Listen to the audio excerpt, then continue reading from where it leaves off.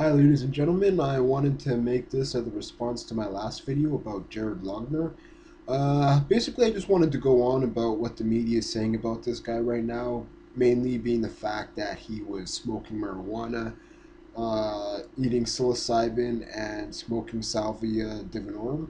And I just basically wanted to say that a lot of people do these things, have done these things, but a lot of people don't end up going psycho and killing a bunch of people for no good reason. I mean, this guy was supposed to be a communist, but he's reading Ayn Rand, and they're saying that, oh, the fact that he reads Ayn Rand is the reason why he went crazy.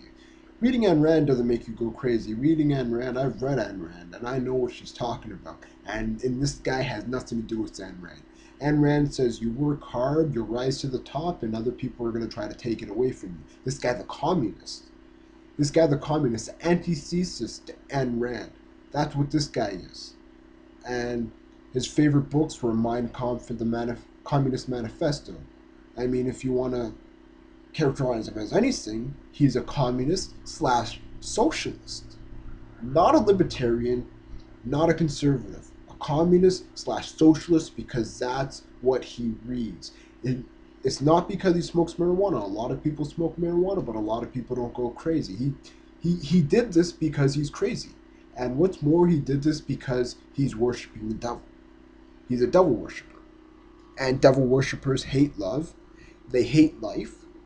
And this is why he did the things that he did, because he was asking to be possessed by a spirit, and that's what happens, and that's why he's completely insane. It has nothing to do with psilocybin. It has nothing to do with any of this stuff. I mean, if you look at Terence McKenna did psilocybin, and he ended up being one of the most enlightened beings on this earth. I mean, you may not agree with everything he says, but a lot of what he says makes a lot of sense. And even if you listen to what he says, a lot of what he says follows in a mold of what can be construed as being almost Christian thinking, because he talks a lot about the dawn of a new age, the a point at which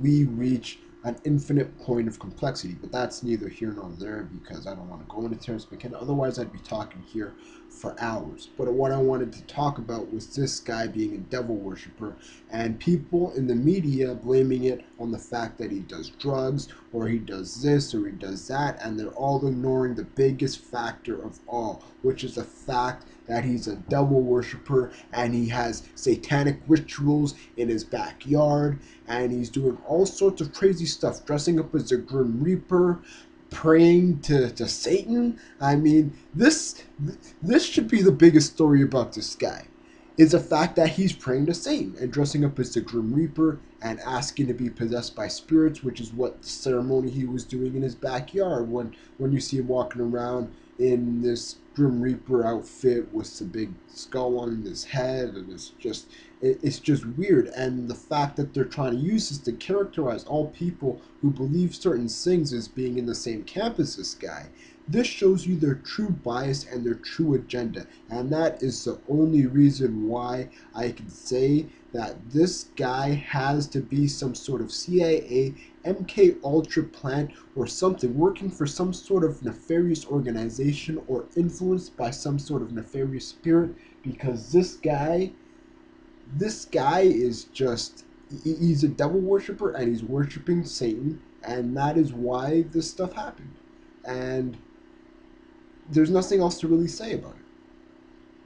I mean, it ends there. He's a devil worshiper. He loves Satan, and that's why he did this stuff, because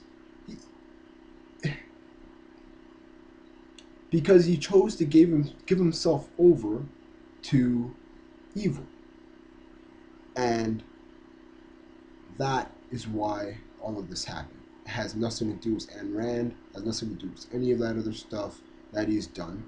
And yeah, I mean, there's nothing else really to say. It's just, it kind of boggles the mind that the media is able to get away with this, and I hope the world wakes up to this. And I'm not a fan of violence. I think violence is wrong. I think that state-sponsored violence is wrong. I think that the government is wrong, and in many cases they're evil. I think that media They're evil because they're owned by the same people who control the governments, and it's just all a cycle. It's all an intricate web, and this guy killing these people is going to be used as an excuse for even more evil against the American people, which is eventually going to spill over into evil in the world. Because as goes America, so goes the world.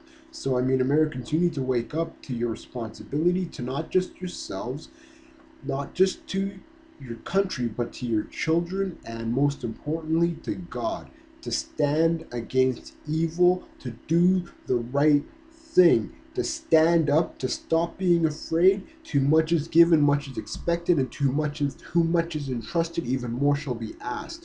Just as is in the parable of the servants, so you too must stand up and bear fruits of your talents. You've been given a lot, you will be expected to do a lot, and it all starts with standing up, turning off your television, and saying, no, I will not comply. No, I will not abide by the evil that you would have me do. And that's all I have to say about that. Ladies and gentlemen, good night and good luck. And I hope I gave you a lot to think about. I hope you will listen to me talking for the last 6 minutes, ranting, rant of a madman. That's why I call it that. And, maybe you will laugh at me. I don't mind if you laugh at me. I mean, I'm a pretty funny looking guy, so good night and good luck, ladies and gentlemen.